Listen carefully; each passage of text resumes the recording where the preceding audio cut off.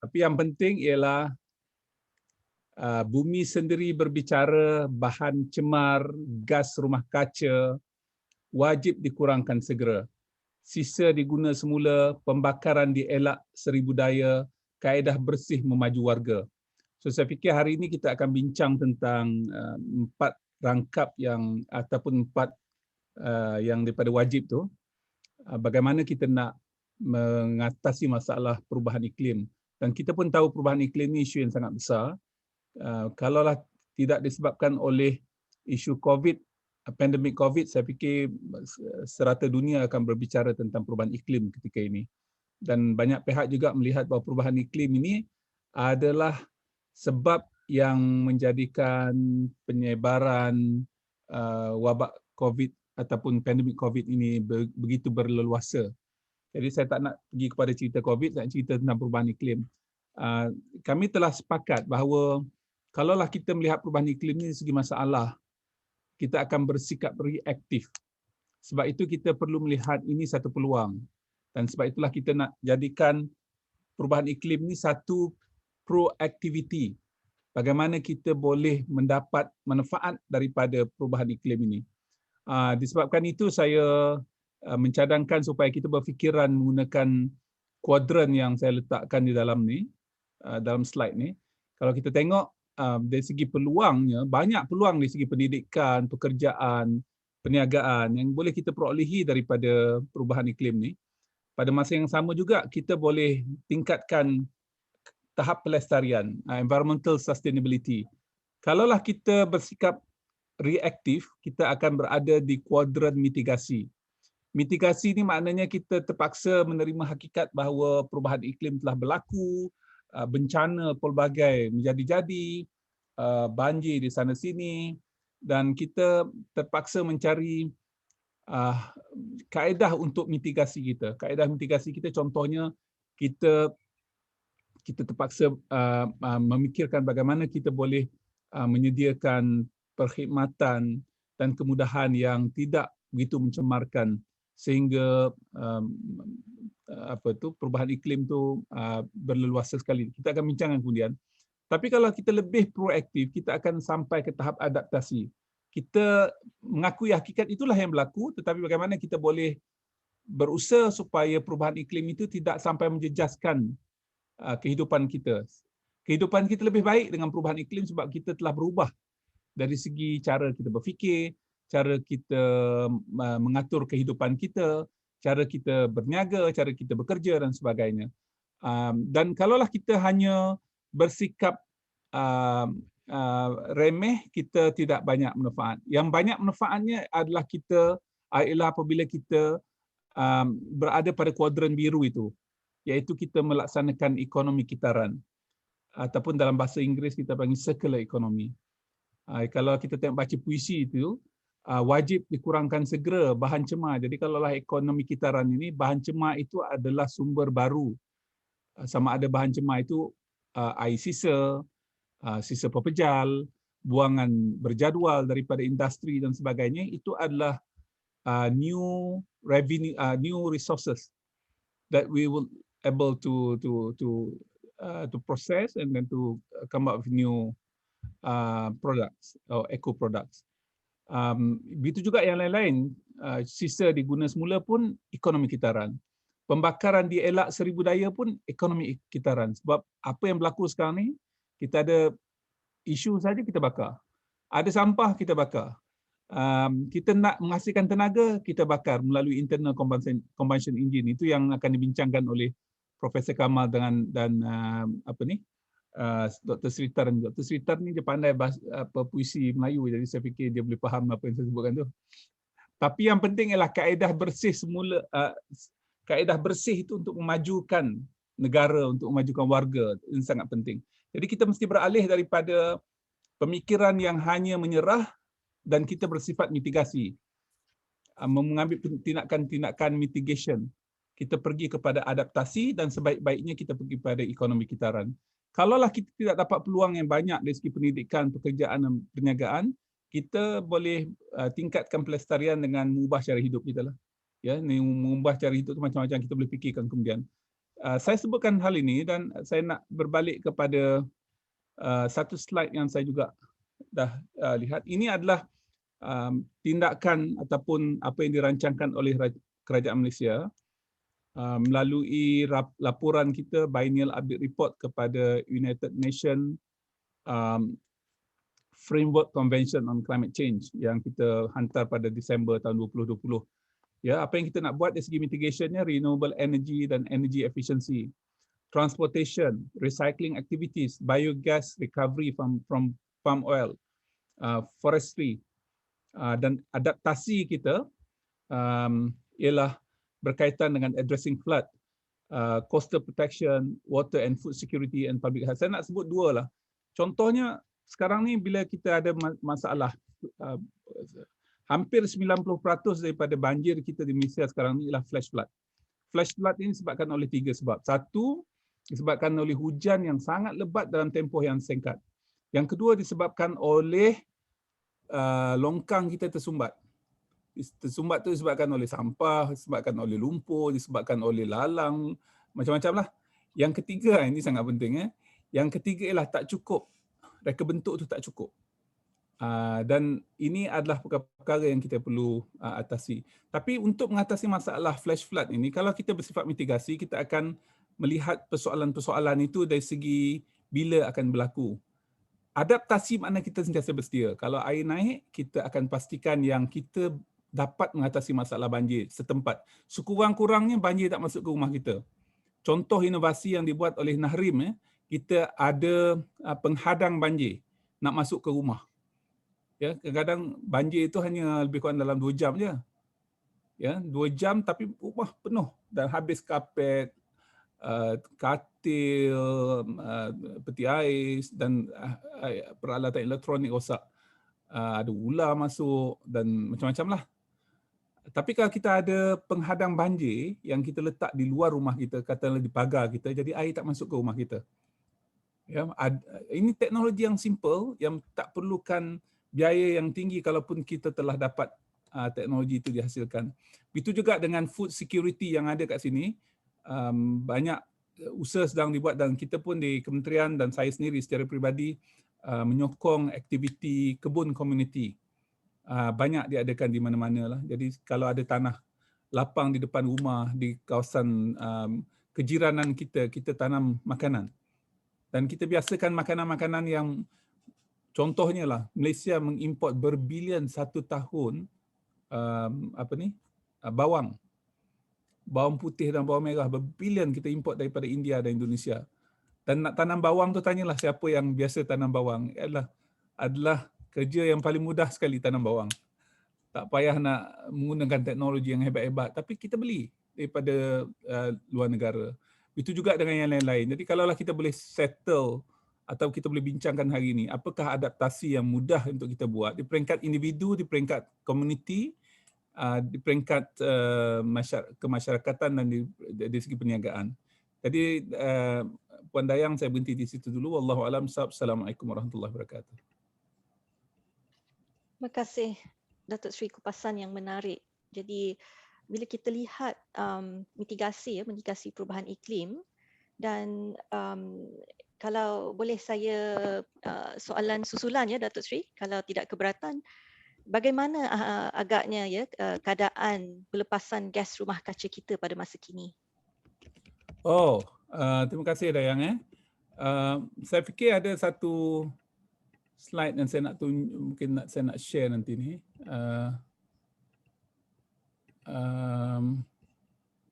Ada satu slide yang penting dan saya fikir Puan Dayang sendiri terlibat. Nampak slide ni? Nampak slide Boleh nampak. Okay. Ini adalah slide yang sangat penting bagi saya. Slide ini adalah pelaporan kita kepada dunia ataupun kepada United Nations Framework Convention on Climate Change melalui BUR 3. Yang kuning itu ataupun yang orange itu adalah sektor tenaga yang ada 3 komponen kat sini. Satu, penjanaan tenaga oleh pembekal elektrik. ya, itu lebih kurang dalam 26% ya Dayang, 26-27%. Kemudian sektor pengangkutan lebih kurang 21%. Selebihnya sektor industri ataupun syarikat-syarikat yang menjana sendiri tenaga mereka. Yang berlaku pada tahun 2004, pada ketika itu penghasilan karbon kita, pelepasan karbon kita bersamaan dengan keupayaan luluh CF ataupun Land Use and Land Use Change and Forestry. Boleh menyerap itu. Jadi pada ketika itu kita ada net zero. Sekarang ni masyarakat menyebut tentang net zero, bilakah Malaysia akan menjadi net zero balik? Sekarang ni kita net positif lah. Net positif 75 tu. Jadi kita nak jadikan kosong. Dasar kita insya-Allah kita akan siapkan kita punya national determined contribution, nationally determined contribution NDC kita pada bulan ni. Dan minggu depan mungkin insya-Allah kita dah pastikan berapakah contribution kita. Ini adalah data terkini yang boleh kita gunakan untuk menyatakan bahawa Malaysia secara purata kita menyumbang kira-kira 10 tan karbon dioksida setara, ya, CO2 equivalent kepada pelepasan karbon, dan pelepasan karbon ini menyebabkan peningkatan suhu bumi ataupun perubahan iklim. Terima kasih. Ya. Terima kasih Datuk Seri. Perkara yang menarik yang kita boleh lihat daripada graf tadi adalah sumbangan sektor tenaga dalam menyumbangkan kepada pelepasan gas rumah kaca di Malaysia, yang mana kira-kira 80% pelepasan tersebut adalah daripada sektor tenaga. Jadi soalan saya seterusnya adalah kepada Prof Kamal. Apakah masyarakat maklum tentang hal ini? Silakan Prof. Okay. Terima kasih Dayang atas soalan, dan saya juga ucap terima kasih kepada Datuk Seri Zaini dan Prof Seri kerana dapat bersama dalam sesi petang ini yang cukup penting untuk kita berbicara tentang perubahan iklim. Datuk Seri mula dengan syair dan pantun. He's very expert. Saya kurang mahir, tapi saya cuba Datuk Seri pantun very short one dari Pasir Putih ke Tanjung Malim. Terima kasih sudi jemput saya ke webinar perubahan iklim.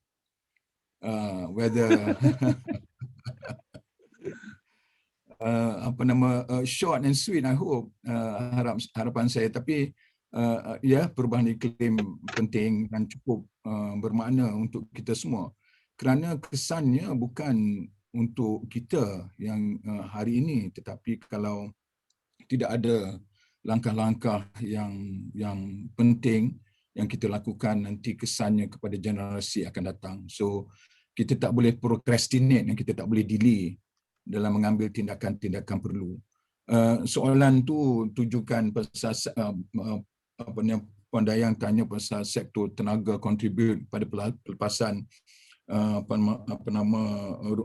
gas rumah kaca 80%. Jadi soalan tu ditujukan kepada saya sebab saya dari Universiti Tenaga. Jadi saya kena jawab tentang apakah masyarakat kita sedar atau tidak. Ini suatu yang cukup penting untuk kita address, sebab dari kesedaran akan lahir kefahaman, kemudian dari kefahaman akan lahir tindakan. Kalau kita tidak sedar, kita tak aware, itu satu yang cukup membimbangkan. Saya sift through beberapa artikel sebelum ini. Saya jumpa satu artikel yang membicarakan tentang kesedaran masyarakat berhubung dengan isu alam sekitar, pemanasan global dan sebagainya.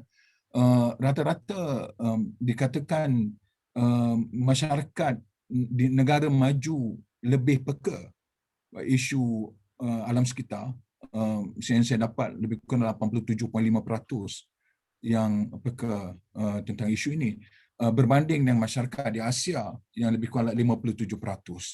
Jadi kajian itu dilakukan beberapa tahun yang lepas. Cuma saya ingin kongsi kajian yang dijalankan oleh penyelidik Unit 10 tentang kesedaran masyarakat orang awam berhubung dengan isu alam sekitar.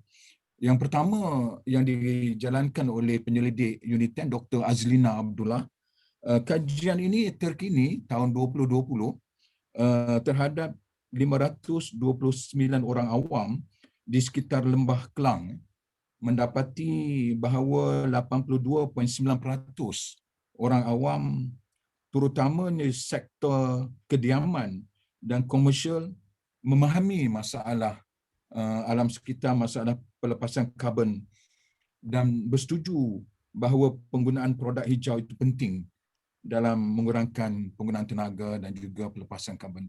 Yang kedua, kajian dijalankan oleh penyelidik Unit 10 diketuai oleh Dr. Siti Indati Mustafa. Pada tahun 2020 juga, Datuk Seri dan Prof. Seri, terhadap 1,485 orang awam di seluruh Malaysia, tapi 70% yang di urban areas, mendapati bahawa 78% orang awam di sektor kediaman mengutamakan penggunaan elektrik yang cekap tenaga di kediaman mereka. So maksudnya dari sudut itu kita dapat gambaran bahawa peratusan yang sedar akan isu tenaga ini peratusan yang agak tinggi. Tetapi tentunya tidak cukup kita berhenti di situ, dan saya setuju yang di perangkaan yang dikongsi tadi 80% dari sektor tenaga, energy sector yang menyumbang kepada GHG emissions. Sektor lain transport, juga manufacturing, oil and gas juga menyumbang. So isu ini harus dilihat secara holistik dan kesemua pihak harus mainkan peranan dalam kita menangani isu pelapasan gas rumah kaca. Dan saya, kalau boleh saya kongsi bagaimana kita nak tangani ini secara menyeluruh, tentunya pendidikan, penyelidikan dan pembangunan R&D ada dalam trust areas ini, tapi izinkan saya sentuh secara umum dahulu sebelum kita deep dive kepada isu pendidikan dan penyelidikan dan pembangunan. Pertamanya kerangka kawaselia. So kita ada Datuk Seri Zaini sebut tadi dari sudut target kita nak kurangkan pelepasan gas rumah kaca 45% by 2020 berdasarkan intensity 2005. Kemudian kita juga letakkan target untuk RE capacity 20% daripada energy mix, dan ada lagi regulations lain, sasaran tenaga boleh baharu TBB. Kemudian ada dasar teknologi hijau negara, pelan tindakan kecekapan tenaga dan sebagainya. Kita ada feed-in tariff, kita ada net energy metering yang saya baru baca dalam beberapa bulan lepas, NEM Rakyat 3.0 yang dilancarkan sehingga tahun 2023, di mana menggalakkan kita untuk pasang solar panel dan dapat reduce electricity bill, tapi pada masa yang sama mengurangkan emission, CO2 emission ke alam sekitar. So semua mainkan peranan, semua nampak ada framework itu yang sesuai untuk kita semua. Dan saya juga ingin menyentuh sedikit tentang kesedaran awam dan pemegang taruh. Saya juga baca dalam artikel, dan cukup penting bermakna jika ada PBT, Datuk Seri dan Prof. Seri, saya difahamkan ada PBT yang telah memberikan tax rebate untuk tax assessment di PBT masing-masing untuk taxpayers yang pasang solar panel.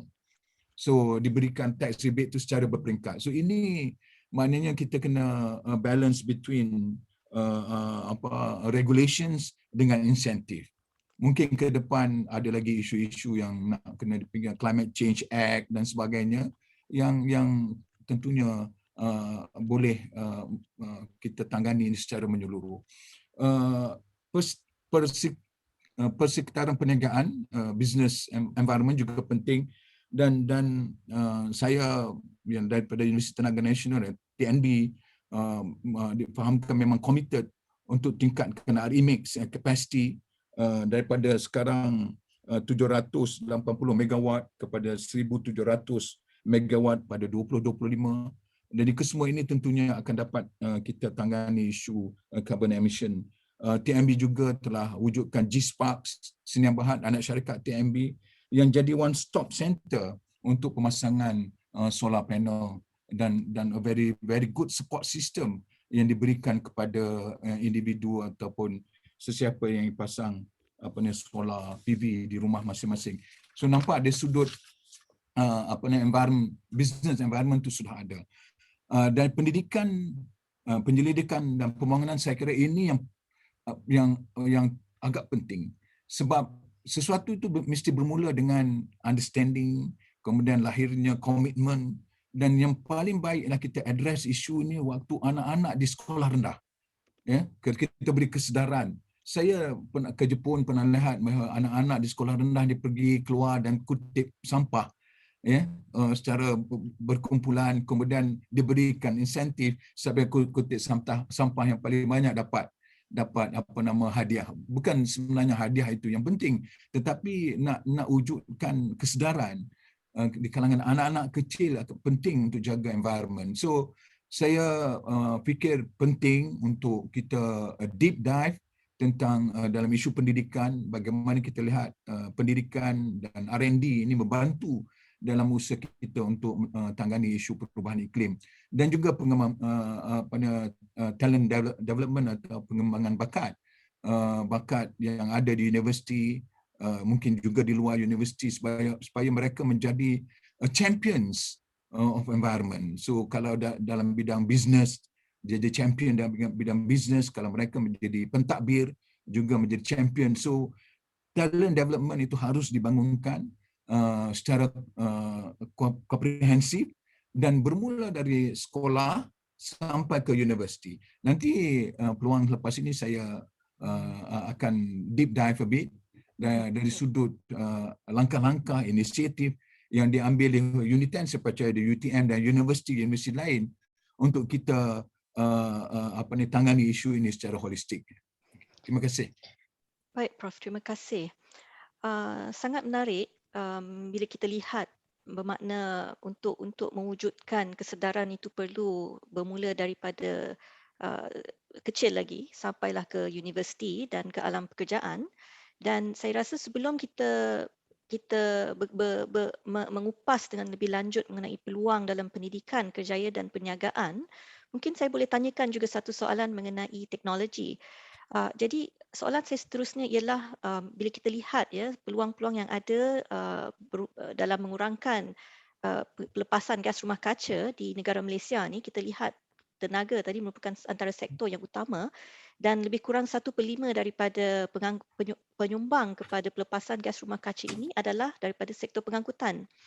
Jadi soalan saya seterusnya ialah apakah perkembangan terkini sektor pengangkutan dari segi teknologi yang boleh menyumbangkan kepada tindakan mitigasi perubahan iklim? Saya tujukan soalan ini kepada Dr. Srita, silakan. Alright, terima kasih Puan Dayang. Saya ucapkan selamat petang kepada Datuk Seri Zani dengan Datuk Kamal serta semua penonton yang tengah watch kita dekat FB Live ya. So, biar saya share satu slide saya. So sebelum kita tengok kepada detail teknologi, saya ingin sentuh sikit what we call this, the overall picture, gambaran keseluruhan. Apa yang kita nampak dekat sini adalah Sankey diagram untuk energy flow dekat Malaysia. Nampak celaru sikit, tak apa, tapi kita fokus kepada yang bahagian kotak merah tersebut. So maksudnya nilai-nilai ini adalah dalam unit kiloton of equivalent. So dia consume antara yang paling banyak of course selepas energy. Itu pun dah diberitahu sebelum panel sebelum ni. Tapi roughly about 20 hingga 30%. And kalau kita tengok ini adalah data what we call this latest untuk Malaysia 2018. So kita punya sebenarnya transport tu adalah dekat 34% dan 36% in overall transport semua transport darat, udara dan juga laut. Dan kalau kita tengok dunia, okay, saya carta daripada IEA, International Energy Agency. Ini yang latest untuk 2020. Okay.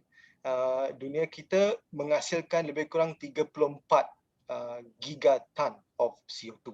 Dan daripada situ lebih kurang 20% datang daripada transport. And CO2 ni untuk kita mencapai net zero by 2050 yang banyak diceritakan sekarang. 7 gigaton CO2 tu kena dikurangkan. Dan dikurangkan macam mana? Sama ada kita kurangkan dari segi membaiki cara kita bergerak, mobility, ataupun kita kurangkan dengan teknologi baru, ataupun dengan sedia ada tapi kita what we call improve teknologi ada, meningkatkan prestasi teknologi yang sedia ada.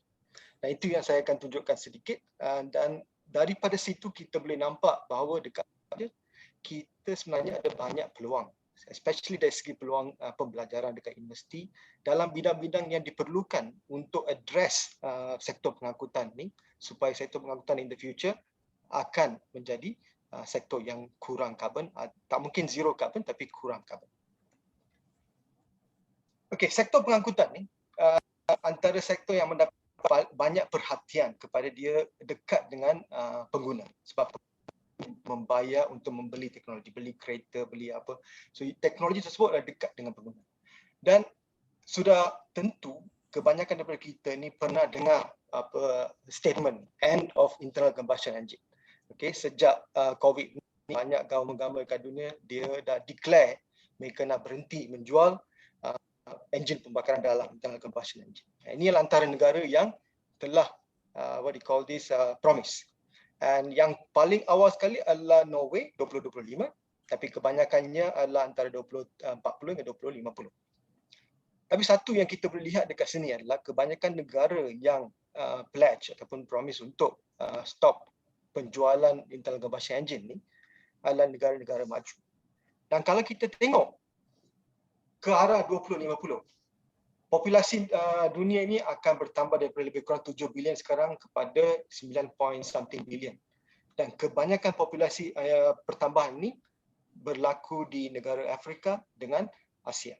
Di mana negara-negara ini bukan negara maju, dan adakah negara-negara ini boleh mampu, citizen negara ini boleh tak mampu membeli electric car sedia ada. Itu persoalan. Atau sebab kebanyakan question sekarang ataupun kebanyakan pernyataan sekarang dalam media, dia kata electric car ataupun kereta elektrik adalah solution. So ramai orang percaya kereta elektrik adalah solution. Okay. Kita kena tengok betul-betul mengikut data sama ada kereta elektrik ini satu saja solution ataupun salah satu solution daripada solution-solution yang lain. Itu yang kita kena bawa ke depan. Supaya kesedaran awam adalah penting, dan supaya generasi muda bila mereka nak masuk ke bidang kerjaya, nak masuk belajar, mereka tahu bidang mana mereka nak pilih. So kalau persepsi itu salah, mungkin mereka akan fikir, okey, tak guna kita belajar internal combustion engine sebab mungkin internal combustion engine akan mati in the future. Sebenarnya tidak. Banyak lagi boleh dibuat untuk internal combustion engine. Tapi kita kena continuously invest ataupun kita kena continuously belajar ataupun memastikan bahawa generasi muda kita mengambil kursus-kursus tersebut supaya kita ada skill set dalam bidang tersebut supaya kita hilang. Sebagai contoh, kita bagi satu example. So kalau kita ambil satu ke pengangkutan, carbon dioxide atau carbon emission daripada kita sudah datang daripada banyak aspek.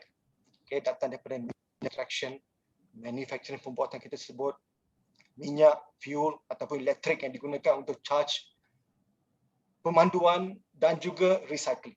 Semua bahagian ni kontribusi. Kalau kita tengok electric car, dalam driving, yes, zero CO2. Tailpipe emission is zero. Tapi bahagian-bahagian lain semuanya ada CO2. So kalau kita fokus carbon emission ni kepada hanya untuk driving, dan kita tak akan nampak gambaran penuh. So gambaran penuh sepatutnya kita kena tengok life cycle assessment. Satu life cycle. So ini satu contoh saya bagi daripada Jepun, yang compare antara kereta konvensional yang kita selalu pandu, hybrid, e-power tool hybrid, dengan bateri. Kalau kita tengok yang bahagian orange tu adalah driving, berapa banyak CO2 kita drive. Yang bahagian biru tu adalah manufacturing. Yang bahagian kuning-kuning sikit tu adalah driving to electric. Dan kalau kita banding ni, kita nampak, of course, gasoline ataupun diesel car itu yang paling banyak, katakan di 100%. E-power hybrid dia boleh kurangkan. Tapi kalau kita continuously buat R&D, penyelidikan dalam internal combustion engine untuk pastikan enjin tersebut semakin baik dari segi prestasi, kita boleh kurangkan total CO2 tersebut. Bateri elektrik kebanyakannya datang daripada pembuatan bateri tersebut. Itu tak ambil kira, tapi pembuatan bateri tersebut actually produce banyak CO2. Dan kalau kita energi dalam negara ni kita datang daripada what we call renewable energy, dan seluruh CO2 akan berkurang. Kalau tidak, dia jarang untuk berkurang. Kalau kat Malaysia sangat, untuk elektrik CO2 per kilowatt hour, Peninsula dekat lebih kurang 500 hingga 600 kilo CO2 per kilowatt hour. Kalau Sarawak di 300 sebab banyak hidroelektrik. So, apa yang kita nampak dekat sini, apa yang kita perlu untuk mencapai what we call net zero, kita perlukan semua teknologi yang ada dan juga teknologi baru. So, kita tak boleh tinggalkan salah satu teknologi. Supaya contohnya, kalau kita tak membuat continuous R&D dalam bidang internal combustion engine, enjin pembakaran dalam, 30 tahun akan datang, akan ada orang pakai internal combustion engine, tapi dengan teknologi 2020. Sepatutnya kena teknologi 2050 yang semakin advance. Itu yang kita nak forwardkan ke depan.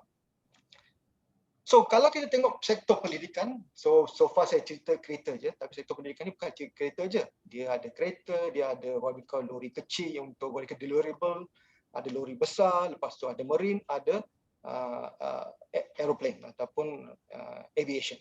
So, dalam setiap bidang ni, ada teknologi yang dikatakan dominan. Ini berdasarkan kepada kebanyakan industri ni apa yang mereka fokus in terms of investment dia, supaya mereka nampak pengurangan karbon secara keseluruhan untuk masa depan.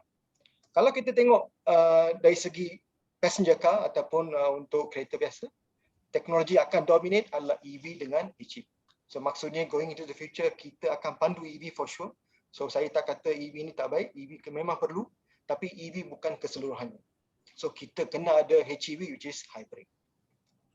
Kalau kita tengok dari segi truk lori kecil untuk penghantaran barang, itu semua kena jadi EV supaya air quality ataupun kualiti udara di bandar-bandar akan semakin meningkat. Okay, especially bandar-bandar besar macam Kuala Lumpur. Kalau kita tengok truk untuk pengangkutan barang untuk jarak jauh, kebanyakan teknologi yang sekarang diberi perhatian adalah hydrogen dengan fuel cell. So maksudnya kita kena buat banyak R&D dalam bidang hydrogen dan juga bidang fuel cell, dan aplikasinya lebih kepada pengangkutan jarak jauh. Kalau kita tengok marine, semua enjin marine dioperasikan oleh internal combustion engine, enjin pembakaran dalam. And nak tukar enjin pembakaran dalam tu memang susah because enjin dia memang berkuasa besar. So teknologi yang akan dominate bidang marine ni adalah untuk fuel. So kita tambah baik quality fuel, kita gunakan biofuel ataupun synthetic fuel, ammonia, hydrogen untuk marine. Dan paling akhir sekali untuk aviation, 100% kebanyakan teknologi yang go into dipanggil SAF, dipanggil Sustainable Aviation Fuel. Iaitu sama juga perubahan minyak yang kurang karbon. So ini adalah different teknologi yang diusahakan sekarang di seluruh dunia, dan kita juga ada banyak peluang dalam bidang ni di Universiti Tempatan, especially dekat UTM. Kita ada banyak penyelidikan ataupun center yang offer topik-topik dalam bidang-bidang tersebut, dan kita perlukan generasi baru kita untuk datang buat penyelidikan dalam bidang ini, supaya kita ambil 10 tahun lagi kita ada skill set dalam negara dalam setiap bahagian, supaya kita tak ketinggalan. Go forward. So itu saja saya nak cakap dari segi contribution pengangkutan dalam aspirasi kita untuk mencapai net zero atau pengurangan karbon. Okay, terima kasih. Terima kasih Dr. Srita. Agak menarik ya, pada masa kini kalau kita lihat universiti-universiti, tak semestinya UNITEN dengan UTM, tapi across IPTA dan swasta, terdapat banyak bidang-bidang yang berkaitan dengan perubahan iklim, ya, amat pelbagai, daripada jurusan aplikasi sains, kejuruteraan dan juga bidang sosial. Jadi boleh saya tanyakan kepada panel-panel yang lain, apakah jurusan ataupun bidang yang kita lihat boleh diberi keutamaan supaya pelajar-pelajar di luar sana ya yang ingin menambah ataupun mendalami ilmu pengetahuan ataupun further studies ya, boleh melihat kepada bidang-bidang ini. Boleh saya lihat siapa yang boleh menyahut soalan ini dulu? Prof Kamal jawab. Silakan Prof. Okey. Okey.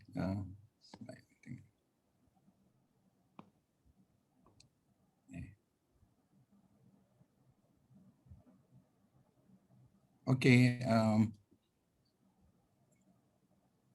Okey, saya respond to that question about tentang peluang pendidikan. Saya sebut peringkat awal tadi,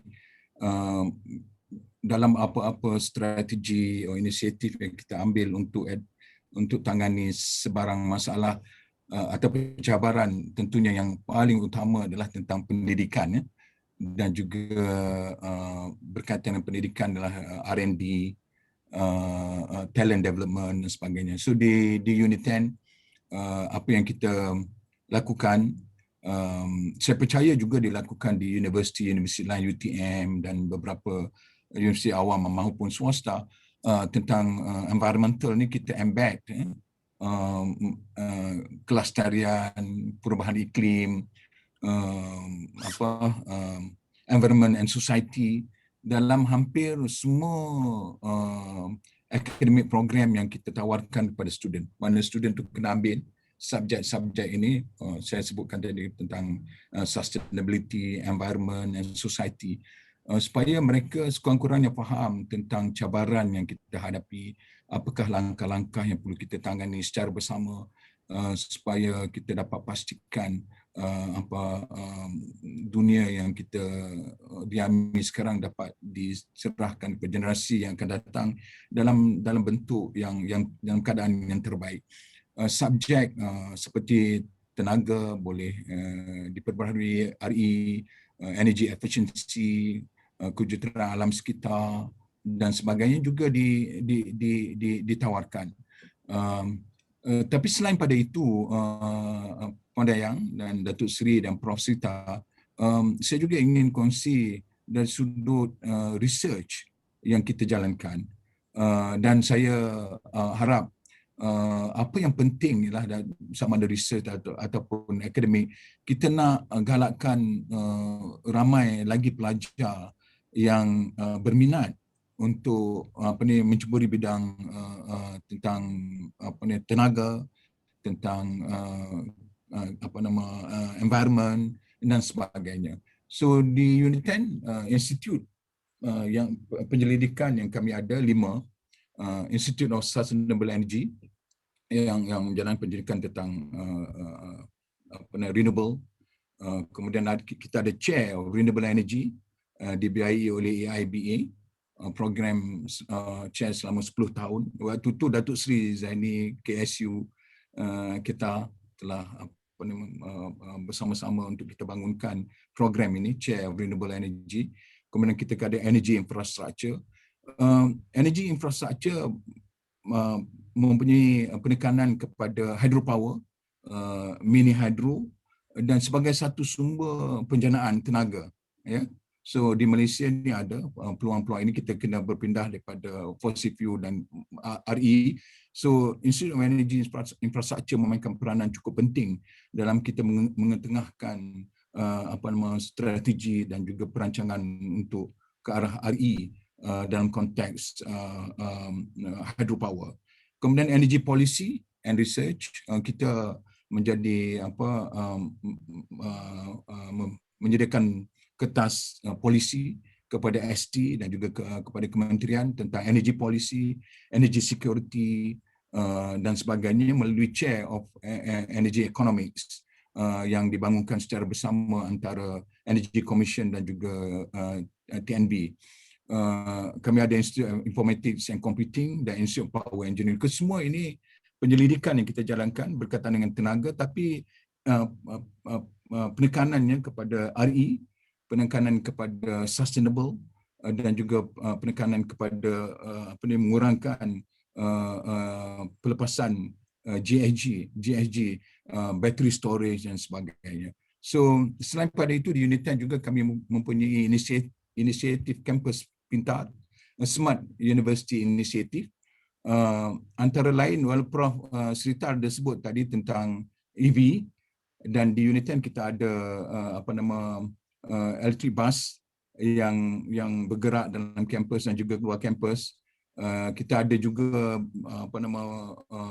bangunkan walkway, bicycle lane dan sebagainya supaya kita contribute kepada pengurangan emission dan we lead a healthy lifestyle. So ini semua kerangka yang ada dalam konteks pendidikan dan R&D, dan saya ingin menyeru kepada pelajar di luar sana maupun penyelidik yang ingin melakukan research, masters dan PhD agar ambil peluang ini untuk datang ke universiti sama ada Unit 10, UTM, mana-mana universiti untuk ambil program-program berkaitan dengan tenaga, berkaitan dengan alam sekitar, kerana ini contribution kita kepada masa depan negara, masa depan generasi akan datang. Di Unit 10 insya-Allah kita akan mengadakan intake pada bulan September Oktober nanti. So ada yang mungkin nak ambil undergraduate ataupun postgraduate atau masters, PhD. Kalau PhD anytime boleh register. Tapi saya juga ingin sebut antara program yang agak popular di Unit 10 adalah Bachelor in Energy Economics dan juga Masters in Energy Management. Yang kita berhasrat untuk melahirkan pakar-pakar dalam bidang tenaga, mereka menjadi pengurus yang mahir dan boleh contribute kepada masa depan negara. So ini antara langkah-langkah yang kita ambil untuk melahirkan talent dalam bidang yang berkaitan dengan tenaga, alam sekitar dan sebagainya. Dan saya percaya banyak lagi yang boleh kita lakukan secara Unit 10 bekerjasama dengan stakeholders, dengan kementerian, dengan industri untuk kita lahirkan lebih ramai talent insya-Allah. Mungkin Dayang, saya boleh tambah sikit ya. Sila Datuk Seri. Fokus perubahan iklim ni bukan hanya kepada sektor-sektor tertentu, bukan hanya EV, car. Mereka yang berada dalam bidang sejarah, undang-undang, ekonomi, khususnya ekonomi lah saya fikir. Banyak kajian yang kita buat sekarang ni ialah economics research. Saya nak tunjukkan satu buku, kebetulan saya nak share buku ni. Buku yang ditulis oleh seorang pengarang yang sangat terkenal ataupun seorang profesor yang sangat terkenal, The Economics of Climate Change, Nicholas Stern. Beliau ni bekas ketua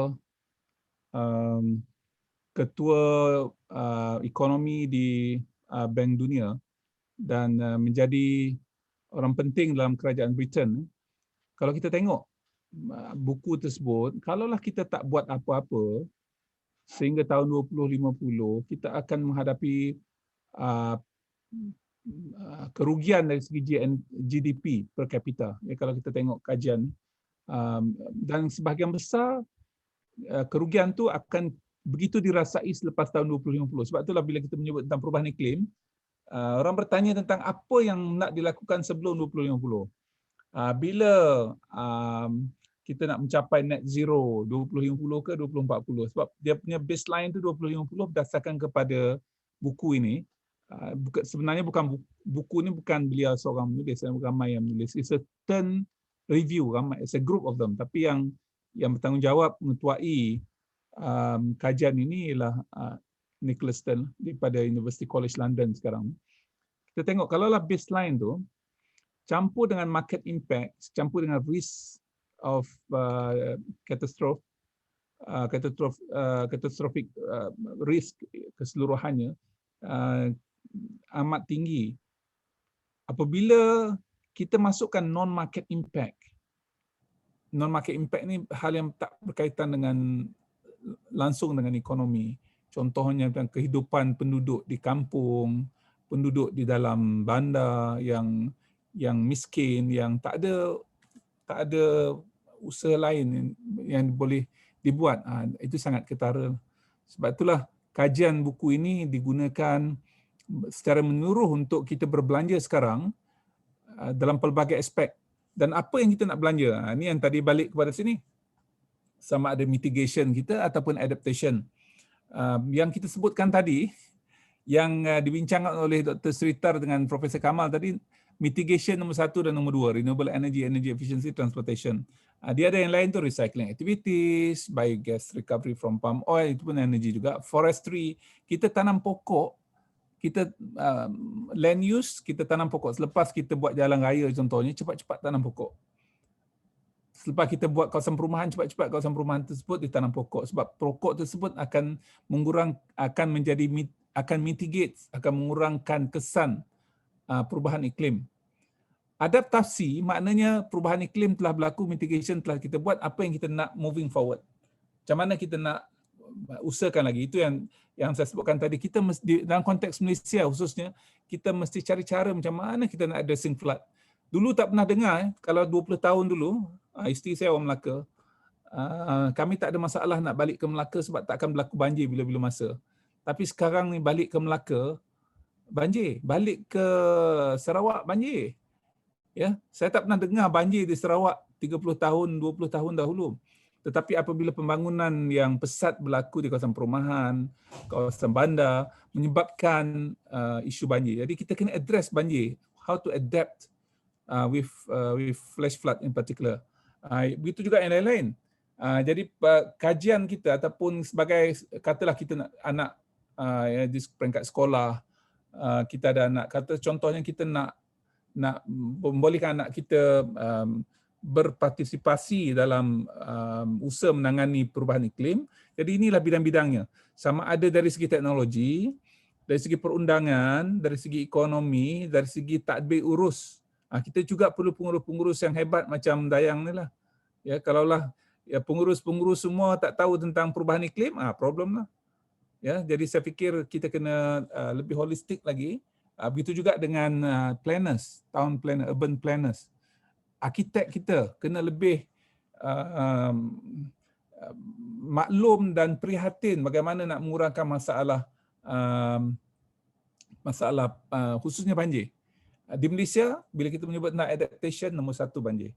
Ya, jadi make sure that banjir ini adalah sesuatu yang sangat lumrah di Malaysia sebabkan kita beriklim tropika. Kalau kita tengok ya, hari ini hujan kat rumah saya di Bangi, dan sekarang ni bulan 7, bulan Julai, pertengahan bulan Julai. Dalam keadaan biasa, ini adalah musim panas ni. Ketika inilah pembakaran terbuka berlaku. Tetapi perubahan iklim telah menyebabkan hal tersebut berlainan pada ketika ini. Dan biasa berlaku banjir lah pada bulan Julai sekarang. Terima kasih. Terima kasih Datuk Sri. Mungkin kita boleh tanyakan beberapa soalan lagi ya. Dan di dalam laman Facebook kita juga telah menerima beberapa soalan. Soalan yang pertama mungkin saya boleh ajukan. Dalam konteks pembangunan negara sekarang ini, peluang untuk kerjaya dan perniagaan amat penting. Terutamanya dalam keadaan situasi semasa lah, situasi pandemik COVID-19, dan ramai pada masa kini melihat apakah peluang-peluang yang ada yang berkaitan dengan perubahan iklim yang boleh dicuburi, ataupun bagaimanakah untuk membangunkan, mengambil masa semasa pandemik ni ya, untuk membangunkan pengetahuan dan kemahiran bagi membolehkan peluang untuk kerjaya atau perniagaan itu boleh wujud. Mungkin saya boleh tanyakan kepada Prof. Kamal ataupun Dr. Sri. Okey, saya boleh jawab kejap dan Prof. Kamal boleh tambah kot. Alright, so sekarang ni sebab bagi sesiapa yang katakan tidak mempunyai kerja ataupun tengah mencari kerja. Dan keadaan kita sekarang dalam lockdown dan a bit of uncertainty bila kita akan pulih semula, mungkin akan ambil masa lebih kurang setahun, 2 tahun lagi. Dan dikatakan keadaan ini keadaan paling baik untuk melanjutkan pelajaran sebenarnya dalam bidang-bidang yang boleh what we call benefit personal dan juga country kepada negara. Sebab kita bincangkan tentang perubahan iklim, macam Datuk Seri cakap, perubahan iklim ada banyak-banyak bidang. Universiti-universiti kat Malaysia ni ada banyak kursus dari segi Masters by Research ataupun dari segi PhD level, dengan some level of sponsorship. Ada scholarship yang wujud dekat universiti-universiti berbeza. UTM ada scholarship mereka sendiri, so kena cari dekat webpage, kena buat some homework dan menceburi bidang tersebut, belajar bidang tersebut. Jadi masters ataupun jadi PhD holder dalam bidang perubahan iklim, sama ada fokus pengangkutan ke, fokus air ke, ataupun fokus kepada tenaga. So dalam 2 tahun, 3 tahun lagi bila ekonomi dan situasi kembali pulih, kita berada dalam keadaan lebih baik. So kita mempunyai skill set, kena qualification yang boleh di-offer kepada industri.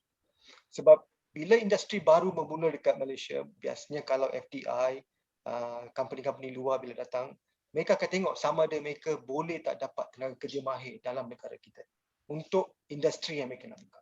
So kalau kita ada banyak tenaga mahir dalam bidang-bidang yang berkaitan dengan perubahan iklim, dan perniagaan-perniagaan ataupun company yang melibatkan perubahan iklim ni boleh di-set up dekat Malaysia sebab wujudnya tenaga mahir tersebut. So itu yang saya boleh cadangkan kepada sesiapa di luar sana yang tengah berfikir macam mana mereka nak membaiki diri atau membaiki peluang pekerjaan mereka going into the future. Ini tak semestinya jadi full time sebab pembelajaran ni boleh dibuat secara part time as well. So sesiapa yang memang sudah mempunyai pekerjaan tapi ingin melihat apakah bidang yang mereka boleh ceburi supaya dalam masa 5 tahun, 10 tahun lagi, apa yang mereka buat ni masih relevan lagi. So perubahan iklim adalah satu bidang yang memang, bidang mana you berada, perubahan iklim ni akan ada impact. So boleh dilihat peluang-peluang yang wujud di Malaysia. Banyak peluang dekat industri Malaysia untuk melanjutkan pelajaran. Itu juga. Prof Kamal mungkin boleh tambah. Okay, thank you Prof Sri. Kita biasa dengar bila ada cabaran, di situ ada peluang. So sekarang ni umumnya kita berdepan dengan masalah COVID-19, so orang kata cabaran, tapi sebenarnya di sebalik cabaran itu ada peluang. Peluang yang utama dalam keadaan sekarang ialah untuk kita upskilling and reskilling. Jadi ramai yang mungkin di luar sana nak upskill dan reskill. Saya percaya salah satu bidang yang mungkin kita boleh fikir dan terlibat ialah tentang isu berkaitan dengan alam sekitar, berkaitan dengan tenaga, kelestarian dan juga yang seumpamanya. Inilah peluang yang harus diambil oleh pelajar ataupun sesiapa yang menghadapi cabaran sekarang untuk melihat kepada peluang khusus jangka pendek ataupun untuk dapat persijilan dan sebagainya. Yang saya juga ingin kongsi, banyak universiti sekarang yang menyediakan peluang dan sudut MC, micro credentials, dan juga MOOCs dan juga ODL. So maknanya tak semestinya kena keluar daripada tempat kerja atau dari rumah ke mana, but you can always follow courses online. So it's available. So saya fikir ini juga yang harus diambil peluang oleh sesiapa di luar sana untuk belajar secara online. Tetapi sekarang tentunya isu yang kita berbincang, isu tenaga, renewable energy, about alam sekitar dan sebagainya. Yang kedua yang saya ingin sentuh ialah tentang pekerjaan, ya. saya difahamkan terdapat banyak juga peruntukan kewangan dan juga bantuan yang disediakan oleh agensi-agensi, termasuk MARA saya difahamkan, untuk memberikan pembiayaan kepada usahawan yang ingin mencuburi bidang sektor tenaga atau sektor alam sekitar dan sebagainya. Dan ada pun mereka yang berjaya yang terlibat dalam sektor-sektor ini dengan pembiayaan daripada agensi-agensi tertentu berjaya dalam solar, aspek solar, ada yang saya kecilan kepada pemasangan solar dan sebagainya. So maknanya peluang tu ada, dan Prof Srita ada sebut sekarang, maknanya kalau kita bangkit nanti apabila kita dalam kegawatan dia, tentunya isu yang paling utama adalah untuk kita memberi penekanan kepada aspek alam sekitar, tenaga dan sebagainya. Di universiti, umpamanya saya di Uniten, kita menyediakan Sprout grant untuk pelajar-pelajar membuat bisnes. Ya, grantnya tak besar, tapi mungkin RM5,000 untuk yang berminat membuat perniagaan. Banyaknya sekarang perniagaan online. Tapi saya dapati ada antara mereka itu asalnya mendapat grant daripada Uniten di universiti. Tetapi apabila mereka keluar dari universiti, mereka menjadi terlibat dalam sektor-sektor yang berkaitan dengan tenaga, dengan alam sekitar. They are very successful businessmen. Tetapi bermula minatnya dan bantuan intervention kita lakukan semasa pelajar itu berada di universiti. Dan saya fikir ini harus dilakukan lebih banyak lagi. Universiti kita semualah di universiti harus lakukan, membantu pelajar semasa berada di kampus, menyediakan bantuan kepada mereka dalam bentuk grant dan sebagainya, khususnya dalam sektor-sektor utama yang nanti mereka keluar daripada universiti, mereka boleh bangunkan perniagaan yang lebih besar. So it's a whole ecosystem yang harus kita lakukan. Tapi saya ingin menyatakan kembali apa yang saya sebutkan tadi ialah ada program-program secara formal, ada program-program secara informal untuk kita lahirkan lebih ramai tenaga mahir dalam bidang pengurusan alam sekitar, dalam pengurusan tenaga lestari dan sebagainya. Kita berdepan dengan keadaan cukup kritikal, nanti kementerian tahu.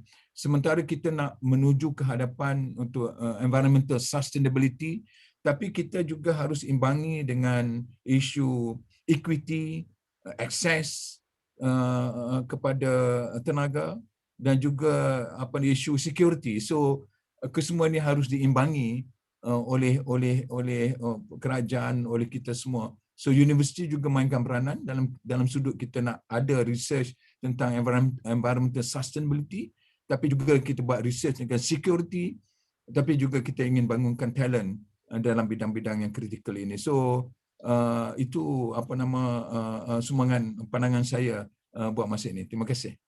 Mungkin Datuk Sri boleh menambah ya. Terima kasih.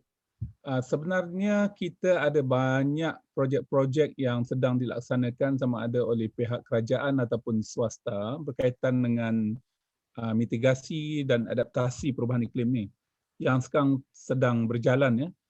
Saya nak maklumkan perkara ni bagi mereka yang berminat untuk menceburi bidang ni. Jadi saya fikir dari masa ke semasa saya dihubungi oleh pelbagai pihak supaya mengetahui apakah projek-projek yang baru bermula, dan projek ini tak seperti 20-30 tahun dahulu. Kita memerlukan penglibatan pakar-pakar asing. Sekarang ni kalau nak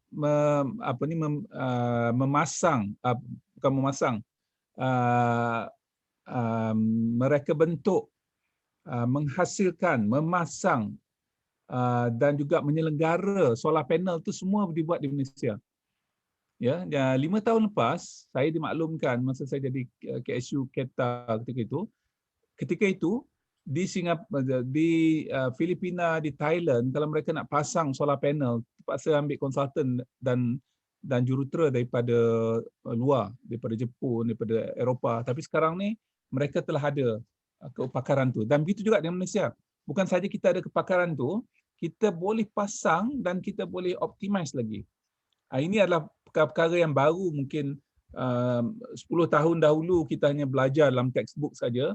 Sekarang ni banyak syarikat yang telah memperolehi kepakaran, malah menyediakan perkhidmatan kepada negara-negara lain, termasuklah Tenaga Nasional dan syarikat-syarikat lain. Selain daripada tu, yang akan datang, moving forward saya fikir, kereta yang kita ada ni, Serita sebut tentang jenis-jenis kereta, dan saya bersetuju dengan beliau lah, dalam tempoh 10 tahun akan datang ni, mustahil kereta ICE, internal combustion engine ini akan dihapuskan daripada muka bumi ini, masih ada lagi.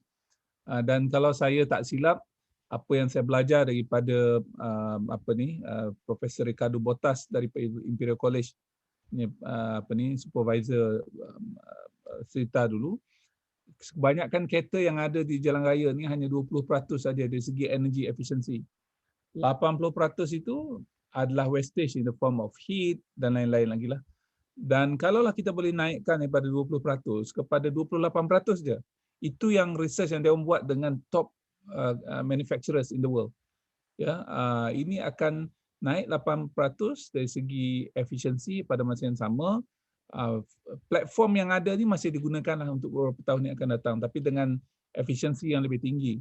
Saya sebutkan benda ni sebab kalau kita tengok dari segi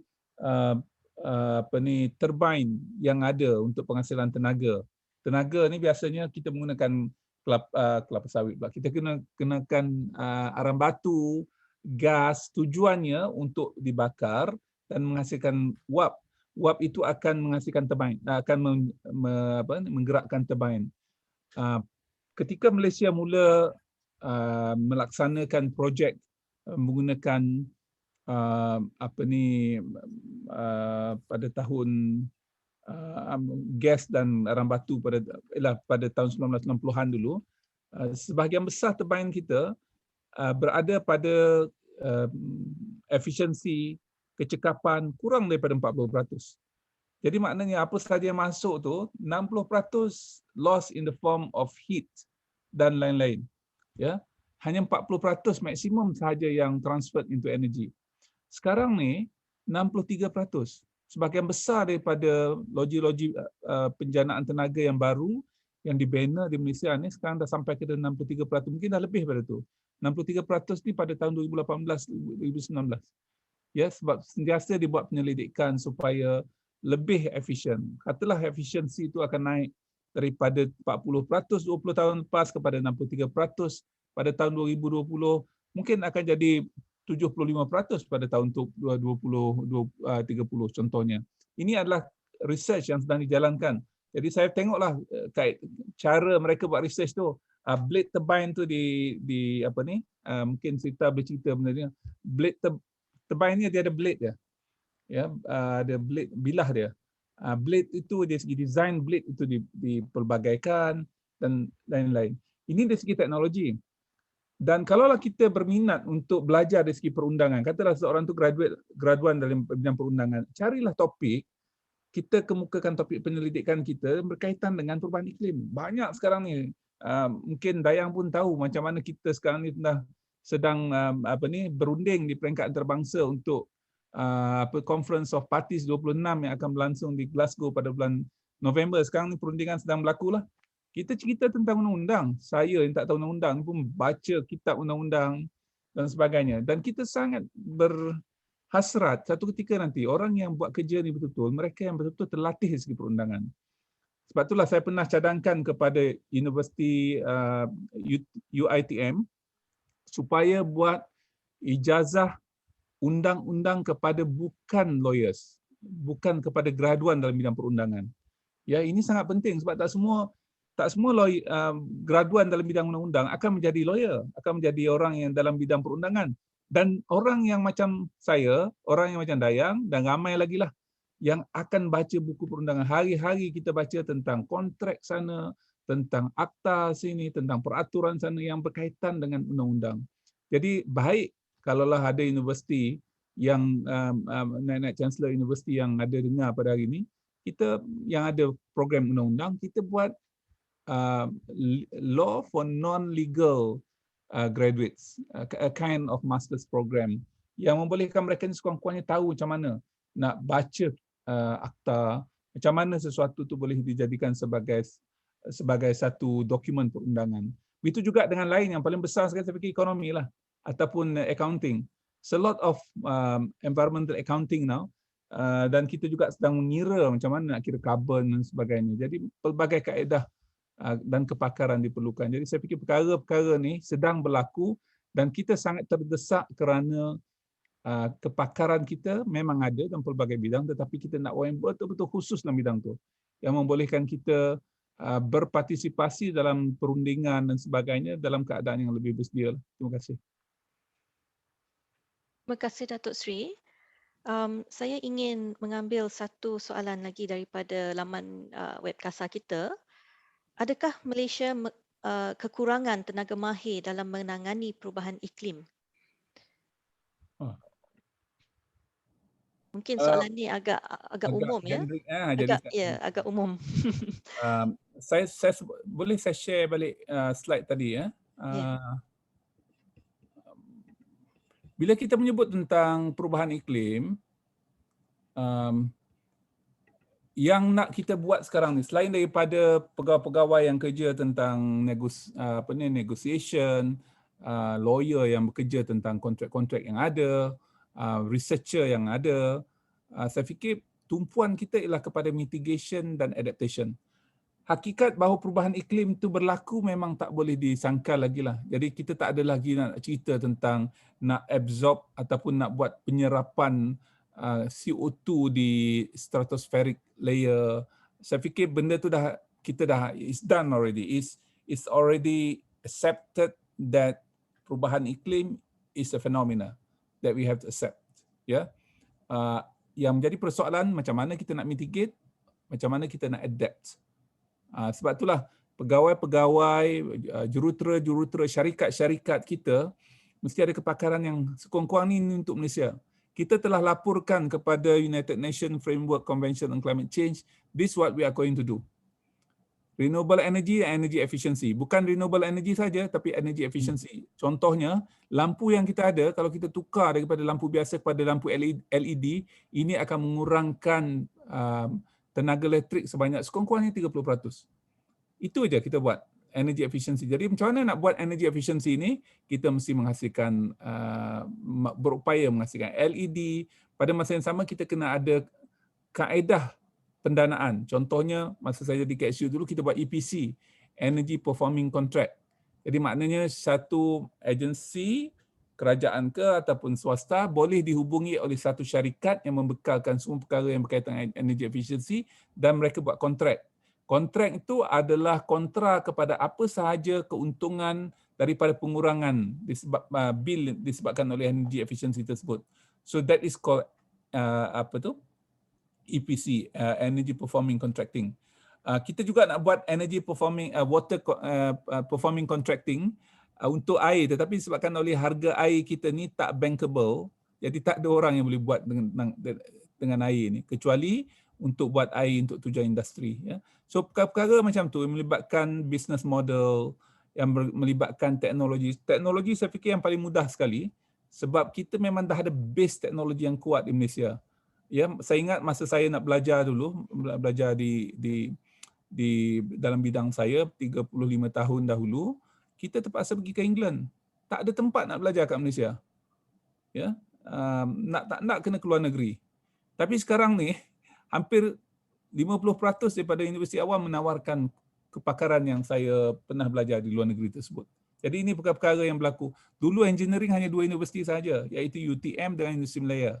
Sekarang ni ada Uniten lah, ada UTP lah, macam-macam, semua universiti ada engineering program, hampir semua. Wallahualam. Ya, terima kasih. Terima kasih Datuk Seri. Kita beralih kepada satu soalan lagi. sejauh manakah penyelidikan yang dijalankan di universiti-universiti awam di Malaysia boleh dibawa ke peringkat antarabangsa bila berkaitan dengan perubahan iklim? Mungkin soalan ini boleh ditujukan kepada Dr. Sri. Yep. So soalan ni dia secara umum. So kalau kita nak jawapan ni saya ingat tak ada yes or no. Because it all depends. Dia bergantung kepada penyelidikan apa yang kita buat dan apa outcome yang kita dapat. Tapi apa yang saya boleh bagi tahu adalah sama ada kita ada kebolehan tak dalam negara kita untuk menjalankan penyelidikan dalam bidang perubahan iklim dan menghasilkan produk ataupun solution yang boleh dibawa ke tahap negara dan antarabangsa. Jawapan dia saya kata yes. Kita ada kebolehan, kita ada ekosistem. So setiap individu yang terlibat dalam penyelidikan yang berkaitan dengan perubahan iklim sangat ada kebolehan tersebut, dan bergantung kepada research center researcher tersebut untuk push ataupun untuk memberi tumpuan yang betul-betul tinggi untuk membawa produk dan solution kepada tahap antarabangsa. So ekosistem tu ada. Tapi nak katakan senang, confirm boleh jadi, saya ingat tak kot. So you have to work very hard. So apa yang saya kata, keupayaan tu ada, tapi bergantung kepada penyelidik-penyelidik. Dan untuk ekosistem tu berkembang, kita perlu continuous stream of skill. So kita kena ada generasi baru yang terlibat dalam bidang-bidang penyelidikan tersebut supaya kita sentiasa akan ada what you call new wave of thinking. Tak bergantung kepada satu generasi sahaja. Lepas tu dan dalam 10 tahun, 20 tahun kita dah suddenly tak ada skill set. Itu yang penting kalau tak silap saya. Thank you. Ya, saya fikir itu bergantung kepada definisi sejauh mana kita nak ekspor. Kalaulah kita nak ekspor, macam mana syarikat-syarikat Amerika ataupun Eropah ataupun Jepun nak ekspor dalam bentuk satu produk, itu saya fikir universiti bukan itu tujuannya untuk buat kerja-kerja macam itulah ya. Universiti lebih kepada melatih. Dan saya ingatkan jugalah, walaupun saya tak ramai PhD student masa saya di universiti dulu, tapi 30 orang PhD itu saya fikir tak ramai, tapi adalah pengalaman menjadi supervisor PhD. Apa yang saya sebutkan, walaupun mereka ni tak directly benefiting from their PhD research, and we must know that PhD research is an exercise, is to enable you to learn how to do research. Ya, pemikiran kita lebih teratur, terarah bila kita nak buat penyelidikan atau kita berfikir, kita membaca lebih fokus.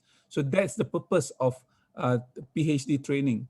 In fact, kalau kita tengok daripada dulu, 60, 70 tahun dahulu, orang buat PhD bukannya duduk 3 tahun macam kita ni. Dia ni by accident duduk jumpa sesuatu, tulis, and then sebahagian besar orang yang saya tak nak sebut siapalah, kadang-kadang thesis PhD mereka 18 muka je, 20 muka, 18 muka, ya. As an article by definition, but that article is very telling and very good for others to reflect on. Isu tentang duduk mengadap sesuatu topik buat research ini hanyalah fenomena terakhir. Saya fikir ketara di England, sebab laboratory saya belajar di England dulu adalah laboratory pertama yang buat tentang research tentang air. Dah 70 tahun pada tahun 20 yang lalu lah.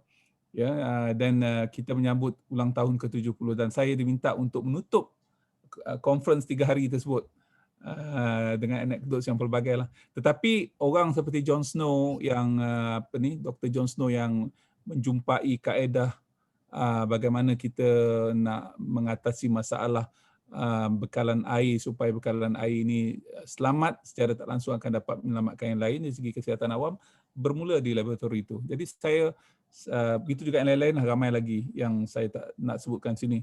Tapi apa yang saya nak sebutkan, kerja mereka di universiti ketika itu memang fundamental sangat. Mereka dah keluar daripada universiti, dah bekerja di dalam arena dan mereka dah tahu pemikiran mereka bagaimana nak buat research, ya, barulah mereka dapat selepas daripada tu. Jadi saya fikir kita jangan overstressing ourselves. Apa yang Dr. Sri dah buat, apa yang Prof Kamal dah buat dan sebagainya, saya fikir itu terlampau ambitious lah untuk kita sampai ke tahap itu. Cuma anekdot saya kepada Dr. Sri ni sebab saya terlibat sebahagian daripada kerja beliau ni. Laboratori yang ada di UTM tu digunakan oleh syarikat-syarikat besar termasuk Mitsubishi, apa lagi? Syarikat apa lagi? IHI dengan Daimler. Daimler, IHI untuk buat Testing turbo ya. Yeah, so mereka nak third party validator untuk buat research. Dia orang dah buat research tapi dia orang nak, so depending on your expertise, your network and your facilities, and then they will come to you. Sebab tu saya fikir kita kena banyakkan lagi laboratori macam tu. Kebetulan laboratori itu dibuat ketika saya jadi Naib Chancellor. Jadi saya sangat berbesar hatilah pencapaian laboratori itu. Ya, kalau kawan-kawan saya daripada luar negeri datang ni kata I'm visiting a laboratory that you started many years ago, so I feel very honoured because this is big corporation. I actually dia buat apa? IHI dia buat turbo, dia buat power plant. So antara power plant yang Dato' Sri cakap yang 60-something% tu, 63%. Itu adalah IHI power plant.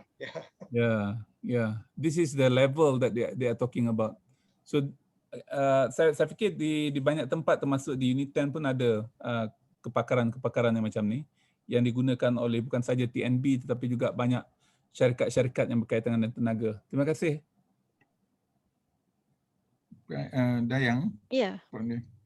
Ya, kalau boleh saya respon pada persoalan itu. Ya, silakan. Betul, just nak reinforce apa yang telah disebutkan oleh Datuk Sri dan juga Prof Srita tadi. Saya lihat isu penyelidikan dengan antarabangsa ini penting, maknanya dari sudut satu networking, keduanya recognition. Dua tu kalau kita kata networking and recognition. Mungkin selama ni kita bina networking, research collaboration antara universiti dalam negara. Memang penting pun. Unit 10 dengan UTM buat kerja, memang ada research work dengan UPM. Pada masa sama saya nampak kebelakangan ini satu usaha yang agak concerted, lebih kuat dan motivated lah penyelidik untuk mengadakan networking dengan universiti-universiti luar negara. Kalau Unit 10 kita ada dengan dengan universiti di UK, di US, di Jepun, mana-mana, di Indonesia pun. Kadang-kadang kita lihat Eropah ya, tapi sebenarnya kita ada rakan penyelidik yang hebat di Indonesia. Di Jakarta, Universiti Indonesia, Universiti Gajah Mada, Universiti di Sumatera. Dan masing-masing ada kepakaran dengan site dia, dengan penyelidikan yang spesifik kepada masalah-masalah negara masing-masing. So bila dan ini yang berlaku, saya amat bersetuju kalau penyelidik-penyelidik kita menerokai peluang untuk bekerjasama dengan penyelidik luar negara. Dalam keadaan tertentu kita kena invest, ya. Ada masanya kita kena buat matching grant dan research, why not? Sebab kita memperkayakan ilmu dan kita boleh leverage on expertise yang ada di seluruh dunia. Malah kita kata the world, makmal ni, dunia ni semua makmal, boleh jadi makmal untuk kita semua kalau kita bekerjasama. Jadi saya cuma ingin kongsi macam penyelidik Unit 10 dapat grant daripada Kanada, dapat grant daripada Saudi, dapat grant daripada US, dapat grant daripada Indonesia. Alhamdulillah, satu usaha yang baik yang kita cuba lakukan, dan ini sebenarnya bertepatan dengan apa yang kita sebut di dunia tanpa sepadan. So selepas ni kita tak ada bercakap research dengan local, international, sebab semuanya penyelidikan bertaraf dunia, tidak terhad dibatasi oleh geografi. So satu yang cukup penting dan bermakna lah kepada universiti. Terima kasih Prof. Dan mungkin sebab kita punya kurang daripada 10 minit lagi, mungkin saya boleh minta kepada ahli-ahli panel untuk memberi kesimpulan mungkin 2-3 minit seorang berhubung tema bagi webinar kita hari ini, iaitu perubahan iklim, peluang pendidikan, kerjaya dan perniagaan. Mungkin saya boleh pergi kepada Datuk Seri dulu. Boleh cerita dulu. Dr. Srita, silakan. Dia kena reverse, dia kena balik Reverse. daripada mula. Okay. Alright. So bagi saya secara kesimpulannya, so kita dah banyak berbincang tentang dari segi sosial, dari segi pendidikan dan dari segi teknologi secara khususnya ke arah perubahan iklim ataupun ke arah mitigation perubahan iklim. So kalau ikutkan tema hari ini, sama ada perubahan iklim ni satu perkara yang kita perlu fikirkan, kita dah tahu yes. Dan ada tak peluang pekerjaan dalam sektor-sektor yang terlibat dalam perubahan iklim? Jawapan dia yes. Adakah peluang pendidikan dalam bidang ni? Yes. So perubahan iklim walaupun adalah satu krisis, tapi macam Prof Kamal cakap, dalam krisis ada peluang. So ada banyak peluang going forward. Okay, next 10 years, 20 years. So walaupun kita ada target 20, 30, 20, 50, aktiviti berdasarkan perubahan iklim ini tak akan berhenti. Dia kena continuous. So kita kena continuously invest, continuously reskill, kena continuously improve teknologi yang terlibat untuk kita menjaga perubahan iklim dan untuk kita mencapai net zero dan maintain net zero. Itu penting. So it's a very big opportunity kalau secara keseluruhan untuk generasi baru ataupun generasi yang medium yang tengah memikir apakah peluang yang mereka nak ceburi, what is the new area they want to get in. Perubahan iklim can be one of those. Okay, itu saja saya nak buat kesimpulan. Terima kasih. Terima kasih Dr. Srita. Kita boleh beralih kepada Prof. Kamal, silakan. Terima kasih. Isu yang kita bincang ni, perubahan iklim, isu yang memang cukup besar dan penting untuk dibahaskan di setiap level society, yang bukan saja kalau kementerian je kena fikir, industri kena fikir, malah ke sekolah-sekolah pun kita harus bawa isu ini supaya kesedaran, kefahaman dan tindakan bermula di peringkat grassroots, barulah dia naik ke peringkat yang lebih tinggi. So itu yang pertama, ya, penting dan harus lebih concerted kita berbincang dan juga kita membawa kesedaran kepada masyarakat. Nombor dua, dalam konteks perbahasan hari ini, saya lebih fokus kepada tenaga. Saya sebab Universiti Tenaga Nasional, the Energy University, jadi mungkin perbahasan saya lebih pada aspek tenaga, apa yang kita harus lakukan dalam konteks renewable energy dan sudut energy policy. Tapi saya setuju dengan Datuk Seri tadi yang tekankan bahawa energy efficiency menjadi satu perkara yang penting untuk dibahaskan, diketengahkan, dan supaya kita semua mengambil tindakan-tindakan yang perlu untuk pastikan kita melaksanakan energy efficiency. Very simple, LED dan simple, kita keluar pejabat, kita tutup lampu, komputer, rumah, semua itu penting, tapi the cumulative effect, kalau kita ada 32 juta penduduk, tapi seorang kata insignificant, tapi kalau cumulative impact of 32 juta, berapa banyak energy yang boleh kita. So itu penekanan saya dari sudut tenaga, lebih pada dan konteks perbahasan kita hari ini memang penting dan banyak lagi yang kita harus lakukan. Umpamanya kalau kita biomass, bioenergy untuk mengurangkan CO2, pelepasan GHG. So banyak lagi yang harus dilakukan. Nombor tiga yang saya fikir penting ialah kena ada investment dalam sudut ini. Investment kepada pendidikan, investment dalam R&D, supaya lebih banyak aktiviti-aktiviti pendidikan, penyelidikan yang kita boleh lakukan dalam bidang tenaga, dalam bidang alam sekitar yang mempunyai kesan jangka panjang kepada negara kita. Sama ada penyelidikan itu applied atau fundamental, tak apa. Sebab research is all about investment.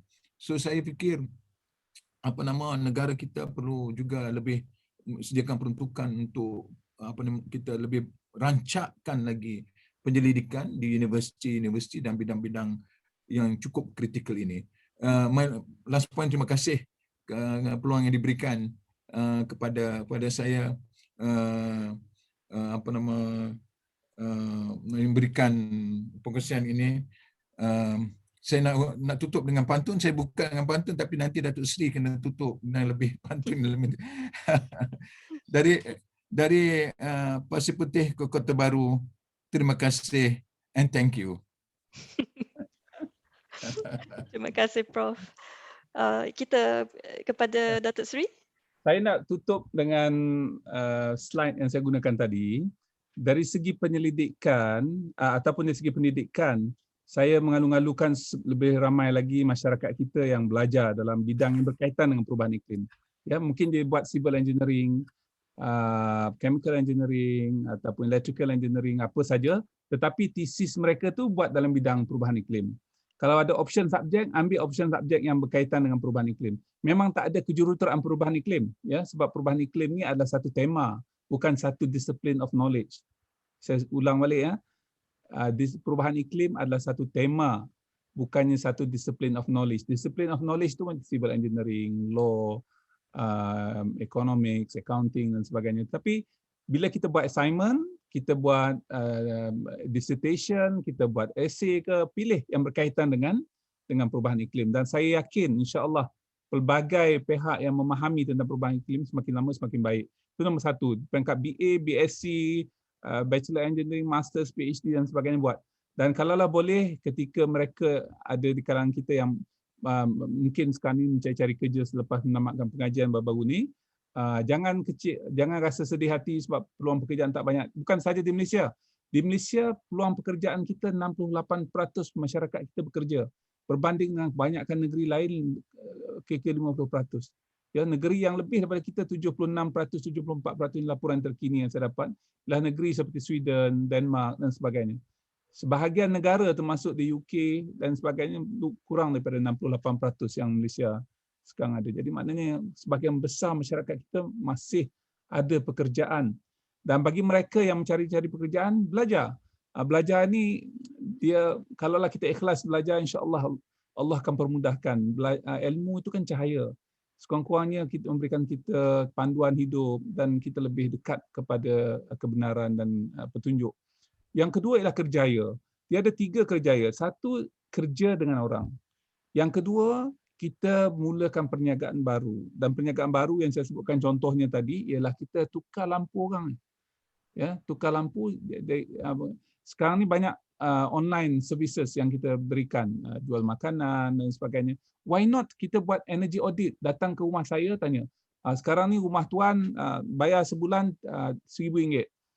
Saya graduate daripada Unit 10, saya belajar tentang energy management, saya boleh buat audit di rumah tuan dan saya dapati rumah tuan ni boleh dikurangkan daripada RM1,000 kepada RM700. Dengan syarat tuan kena buat benda ni. Dan kos untuk buat benda ni ialah RM5,000. Dan konsultansi saya RM5,000. Macam tu. Bagi perkhidmatan yang more technical, in the long run, kita akan mengurangkan bil elektrik kita. Pada masa yang sama, kita boleh bekerja. Ini cara yang paling mudah lah. Energy audit plus solution. Ya, itu kita buat kat rumah orang dulu, kat kedai orang, kemudian tu kita pergi ke yang besar-besar lah. Yang seterusnya ialah tentang perniagaan. Perniagaan tu saya fikir banyak peluang. Contohnya tentang adaptasi tadi. Setiap tahun, termasuk tahun ni, kementerian kami membelanjakan 1.6 bilion untuk program-program berkaitan dengan pencegahan banjir dan coastal protection. 1.6 bilion tahun ni sahaja. Ya, dan tahun lepas kalau saya tak silap 1.5 bilion. Sentiasa ada projek itu, jadi boleh jadi konsultan, boleh jadi jurutera, boleh jadi subkontraktor dan sebagainya dalam bidang tersebut. Yang terakhir sekali saya nak sebutkan juga, untuk sektor air kita sedang melihat perancangan sampai tahun 2040 dan kami menjangkakan kita memerlukan peruntukan sejumlah lebih daripada 200 bilion ringgit untuk 20 tahun akan datang.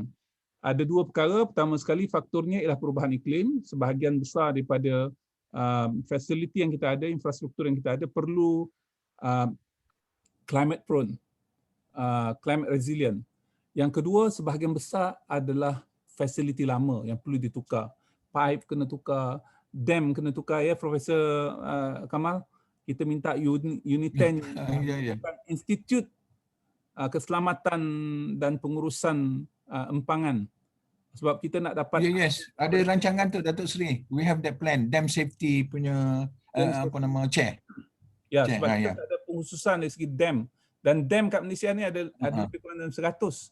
Sebahagian daripada dam tu lebih pada 50 tahun. Sedangkan usia dari segi keselamatan dam itu, dari segi engineering, lifespan-nya hanya 70 tahun. Dan sebahagian besar lebih daripada 70 tahun. Dan sebahagian yang besar-besar tu lebih daripada 70 tahun.